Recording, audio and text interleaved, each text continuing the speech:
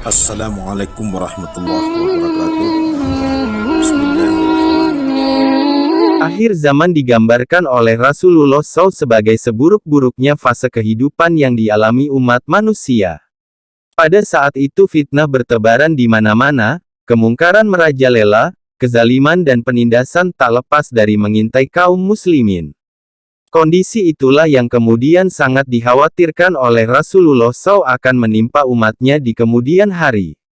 Oleh karena itu, dalam sejumlah hadis beliau begitu mewanti-wanti umat Islam agar berhati-hati dan berpegang teguh pada agama dalam menghadapi fitnah akhir zaman tersebut.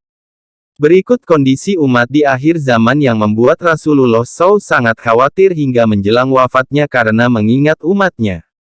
1. Latah terhadap budaya Barat. Hal tersebut sudah jauh-jauh hari Rasulullah SAW sampaikan melalui hadisnya. Dari Abu Sa'id Al-Khudri, ia berkata bahwa Rasulullah SAW bersabda, "Engkau akan mengikuti jejak langkah umat-umat sebelummu, sejengkal demi sejengkal, sehasta demi sehasta, sehingga jikalau mereka masuk ke lubang biawak sekalipun kamu akan mengikuti mereka."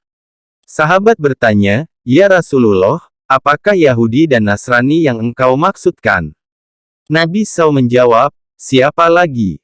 Hari Muslim." 2. Menjual agama demi dunia. Hal selanjutnya yang membuat Rasulullah SAW khawatir terhadap umatnya di akhir zaman adalah menjual agama demi duniawi.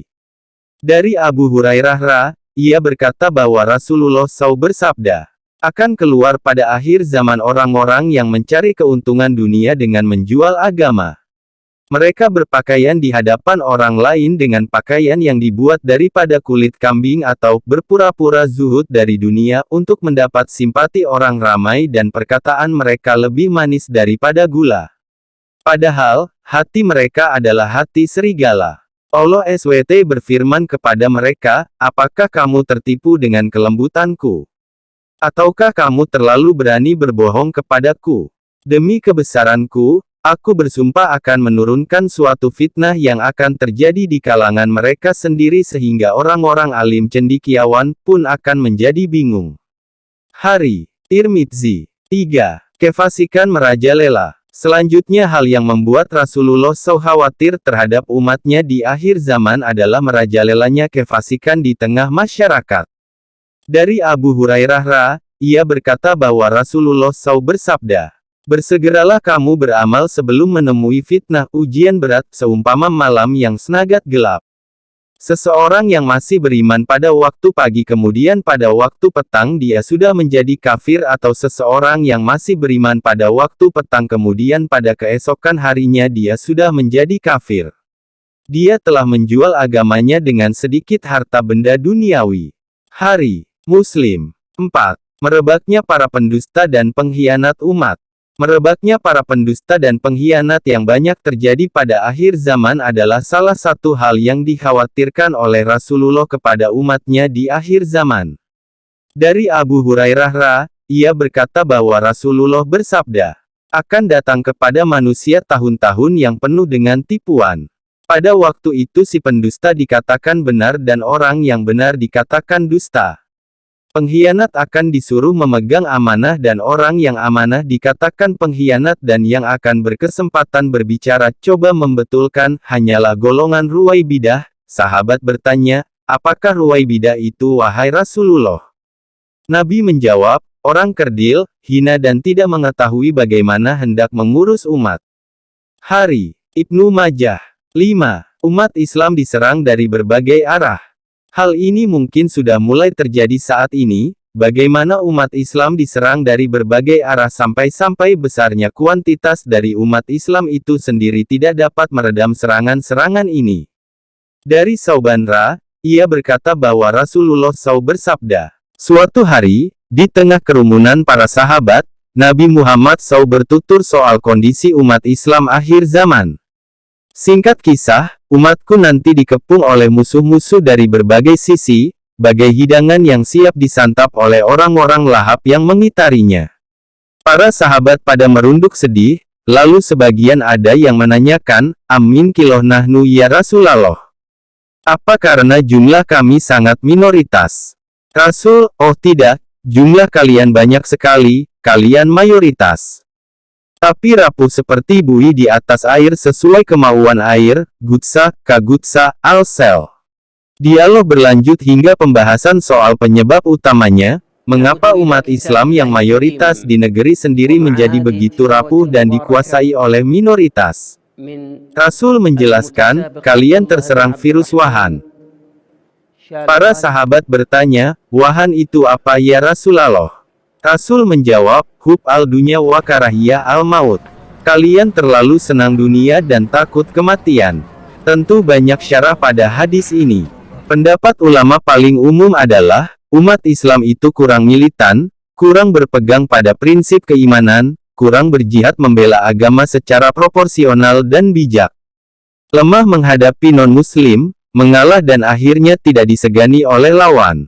Sedangkan, hub al-dunya, umumnya dimaknai bahwa banyak tokoh agama yang suka bermewah-mewah, sehingga lemah dalam dakwah. Malahan mereka mencari makan kepada non-muslim. Pasti lemah iman dan lemah prinsip. Itulah yang dikhawatirkan Nabi. 6. Ulama tidak lagi jadi panutan. Hal selanjutnya yang menyebabkan Rasulullah SAW khawatir dengan umatnya di akhir zaman adalah umatnya pada saat itu tidak lagi menjadi umat Nabi yang penurut. Dari Sahal bin Sa'ad As-Saidira, ia berkata bahwa Rasulullah SAW bersabda, "Ya Allah, janganlah engkau menemukan aku dan mudah-mudahan kamu juga tidak bertemu dengan suatu zaman ketika para ulama sudah tidak diikuti lagi dan orang yang penyantun sudah tidak dihiraukan lagi. Hati mereka seperti hati orang ajam, lidah mereka seperti lidah orang Arab." Hari, Ahmad. 7. Islam tinggal nama. Tanda-tanda akhir zaman yang juga sebagai hal yang sangat dikhawatirkan oleh Rasulullah SAW kepada umatnya adalah Islam tinggal sebuah nama. Dari Ali bin Abi Thalib ia berkata bahwa telah bersabda Rasulullah SAW, "Telah hampir tiba suatu zaman ketika tidak ada lagi dari Islam kecuali hanya namanya dan tidak ada lagi dari Al-Quran kecuali hanya tulisannya. Masjid-masjid mereka indah, namun kosong daripada hidayah. Ulama mereka adalah sejahat-jahat makhluk yang ada di bawah langit. Daripada mereka keluarlah fitnah dan kepada mereka juga fitnah itu akan kembali." Hari, Al-Baihaqi. Hal ini berarti bahwa pada masa itu umat Islam sedemikian peduli dengan kuantitas namun lalai memperhatikan aspek kualitas. Yang penting punya banyak pendukung alias konstituen sambil kurang peduli apakah mereka berkualitas atau tidak. Sehingga kaum muslimin menggunakan tolok ukur mirip kaum kufar di mana yang banyak pasti mengalahkan yang sedikit.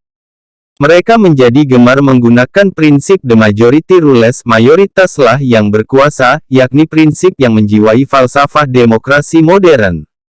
Padahal Allah menegaskan di dalam Al-Quran bahwa pasukan berjumlah sedikit dapat mengalahkan pasukan musuh yang jumlahnya lebih besar dengan izin Allah. Berapa banyak terjadi golongan yang sedikit dapat mengalahkan golongan yang banyak dengan izin Allah.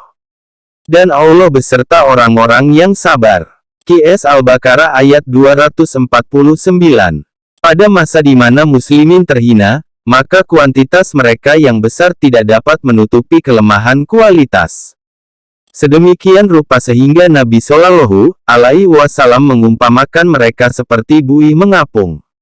Coba perhatikan tabiat buih di tepi pantai.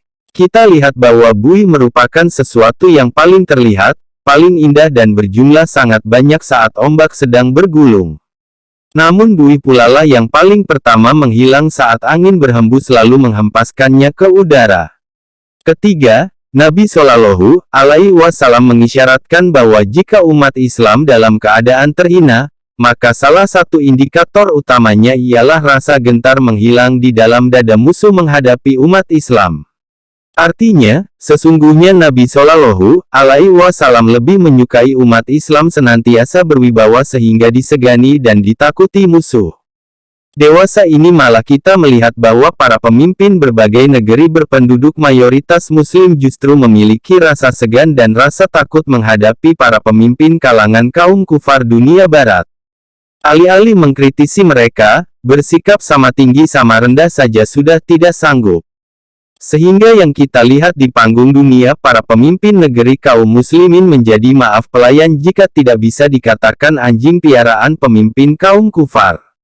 Mereka menjulurkan lidah dengan setia mengikuti kemauan sang majikan kemanapun mereka pergi. Padahal Allah menggambarkan kaum muslimin sebagai manusia yang paling tinggi derajatnya di tengah manusia lainnya jika mereka sungguh-sungguh beriman kepada Allah. Firman Allah yang artinya, "Janganlah kamu bersikap lemah, dan janganlah pula kamu bersedih hati, padahal kamulah orang-orang yang paling tinggi derajatnya jika kamu orang-orang yang beriman." Quran Surat Ali Imran ayat 139. Akhir zaman digambarkan oleh Rasulullah SAW sebagai seburuk-buruknya fase kehidupan yang dialami umat manusia. Pada saat itu fitnah bertebaran di mana-mana, kemungkaran merajalela, kezaliman dan penindasan tak lepas dari mengintai kaum muslimin. Kondisi itulah yang kemudian sangat dikhawatirkan oleh Rasulullah SAW akan menimpa umatnya di kemudian hari. Oleh karena itu, dalam sejumlah hadis beliau begitu mewanti-wanti umat Islam agar berhati-hati dan berpegang teguh pada agama dalam menghadapi fitnah akhir zaman tersebut. Ini korupsi terus meningkat, pandemi tak henti-hentinya saudara, dan kita melihat utang terus meningkat. Maka ini isu sengaja mereka angkat supaya apa? Supaya aib-aib mereka tutup-tutup. Sama halnya terjadi di India saudara. Kita lihat Narendra Modi mengangkat isu terkait dengan jilbab supaya apa? Supaya aib-aib Perdana Menteri tersebut tidak terangkat. Karena apa? Di India juga meningkat kasus korupsi saudara. Maka tak lain penyebabnya umat Islam itu sangat mudah difitnah. Karena apa? Karena umat Islam tak ada penolongnya saudara, sehingga mereka begitu gampang difitnah oleh orang-orang lain saudara. Maka saudara, bersatulah, gemakan Islam, tegakkan syariat Islam.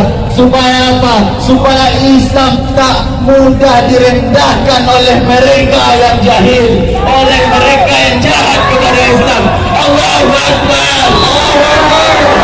Saudara-saudara sekalian, kita tak rela agama kita dihina, karena menolong agama Allah adalah perintah Allah. Boleh dilihat dalam surat Muhammad, ketika kita menolong agama Allah, Allah akan mengokohkan derajat kita, Allah akan meninggikan derajat kita. Dan inilah bentuk penolongan kita kepada Allah, dan inilah bentuk kita bahwa kita berada di agama Allah. Sama halnya seekor semut ketika Nabi Ibrahim dibakar oleh Raja Namrud, ketika seekor semut itu membawa butiran air dengan mulutnya, dan ditertawakan oleh gagak. Wahai semut, untuk apa butiran air yang kau bawa? Lalu semut mengatakan kepada gagak bahwa inilah bukti saya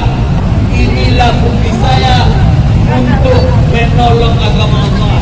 Kalau seandainya Allah tak butuh pertolongan saya, kalau Allah memadamkan api membakar Nabi Ibrahim, kata Allah saja akan padam api tersebut. Tetapi itulah bentuk ikhtiar semut dengan membawa butiran air. Dari posisi Allah, maka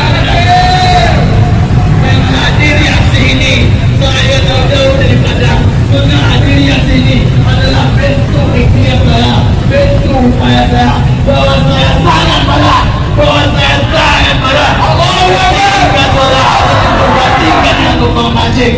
Maka inilah bentuk ikhtiar saya, bentuk upaya saya, bahwa saya membela agama Allah, bahwa saya berada di jalan Allah. Allahu Akbar, Allahu Akbar.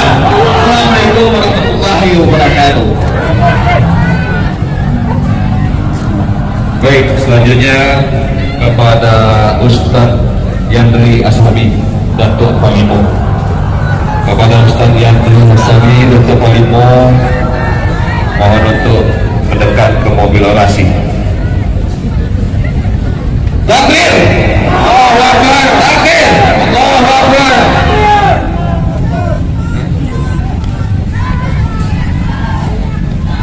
Baik, karena Ustadz Yandri Ashabi sudah membawa motor, kita minta kepada Ustadz Ilham Wardi LCMA. Kepada Ustadz Ilham Wardi, silakan naik ke mobil orasi. Ada. Ustadz Yandri, Ustadz Ilham Wardi LCMA, silakan naik.